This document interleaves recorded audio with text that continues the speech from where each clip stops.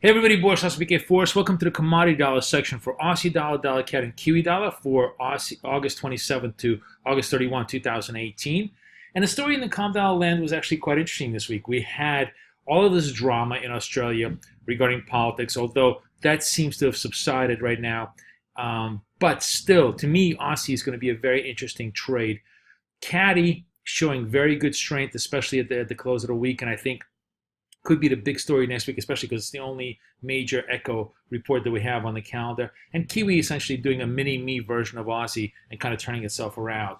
The levels pretty much stayed the same, although we tested the bottom and now we're trying to test the top. The Aussie still pretty much stands at 72.74. Caddy is at 32.30, but 30 is the key level here that we're going to be watching, and I'll get to that in just 1 second. And Kiwi now moved up a little bit. I think Kiwi started showing pretty decent support at the 66s, with 67 now the really, really big resist point as we go forward. So let's take a look at the calendar here. The only major event for the week is really going to be Canadian. We have current account balance is not going to be a big event, but we do have the GDP, as I mentioned in the other video. Here, we're mildly bullish Canadian dollar.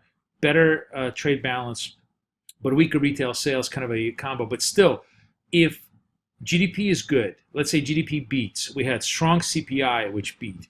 All of this just creates an environment in which it's very likely that the Bank of Canada actually could be raising rates one more time before the end of the year. And that, of course, makes it a much more attractive calm dollar trade than Aussie and Kiwi. Now, the reason why I think Aussie sort of faces an existential threat at this point is it's not just the calamity in Canberra that's going on right now. It's the fact that the underlying tension with China, I think the much bigger story this week with Australia was the whole story with banning Huawei from the 5G build-out on security grounds, which is sure to really annoy the Chinese and probably create all sorts of economic retaliation at a time when demand for iron ore, copper, and all the other commodity goods is actually starting to slow down. So I think this kind of a pincer-like pressure on Australia could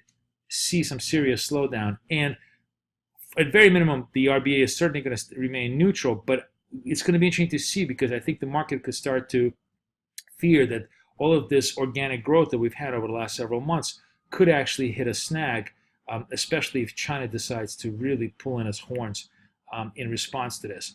Add to that the turmoil in politics is certainly not going to be helping, although we'll have to see how soon the elections come and whatever resolution. The markets love resolution, they hate uncertainty. All of that I think kind of weighs. That creates to me kind of a, let's take a look at the charts here and I'll show you, creates to me sort of a natural barrier for the Aussie rise. And that natural barrier really comes in the 74, 74.50 level. That's pretty much a cement ceiling. And I think it's trading, it's trading against the 20-period SMA, trading against that level over there. I like this as a short around these levels because I think it's going to have a very hard time breaking through. The only thing that will change that thesis really has nothing to do with Australia.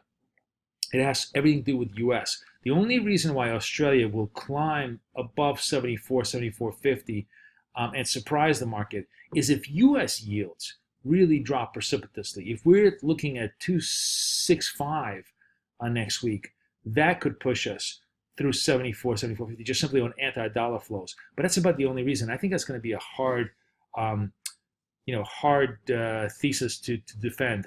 So for me, if you're trading the calm dollars straight outright, anywhere above 73.50, probably a very decent scale up short with the potential for us to retest the 7200s.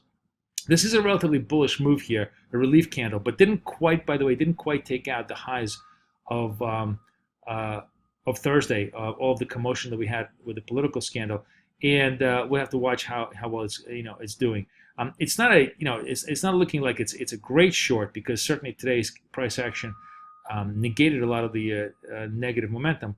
But still, I think it's at best another day of up trade before it runs into profit taking around this level and feels some pressure, especially in light of the fact that we really don't have any news on the calendar. Kiwi, as I said, is essentially a mini-me version with one exception. The one thing I think it's pretty clear is that we've held bid pretty well at the 65.50, 65.75 level. I think that now acts as a pretty decent level of support.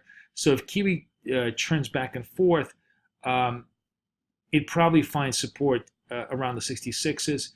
With 67, 68, when we broke through below that on the this is the RBNZ break. When we broke that 67, that was a vicious break, and I think the trade back up here is going to face pretty serious resistance. So has just a modicum of movement here, maybe to 67.50, but beyond that, it's going to be hard for it to make any further progress. But last but not least is the CAD trade, which, by the way, looks much better because you look at the CAD. So what you see in Aussie and Kiwi is essentially some consolidation at the bottom and rise straight into resistance. What you see in CAD is a much more bullish structure where you have a series of lower highs.